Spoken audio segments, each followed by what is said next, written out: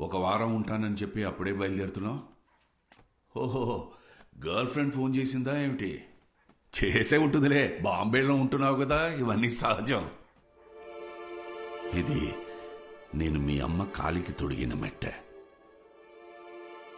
నా జీవితంలో నేను తలదించుకున్నది తన కాళ్ళ దగ్గరే. ఏ ఒక్కరూ తనకు ఎదురు చెప్పలేరు. తను నా మహారాణి.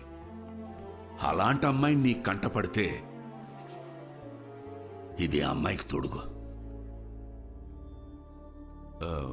నీ మనసులో అలాంటిది ఏమీ లేదు అని చెప్పు. నాకు తెలిసిన అమ్మాయి ఉంది, వెళ్ళి చూద్దాం. ఏం మాట్లాడుతున్నారు నాన్న మీరు? రక్తంతో బతకడం అలవాటైపోయిందా? చాలా మంది దెబ్బలు తగిలి హాస్పిటల్లో ఉన్నారు. ఒకటి ప్రాణాలు పోయేలా ఉన్నాయి. మీరు నా పెళ్లి గురించి మాట్లాడుతున్నారు. కాస్త బయటికి వెళ్ళి చూడండి నాన్న. ఎంతమంది మీకు శాపనార్థం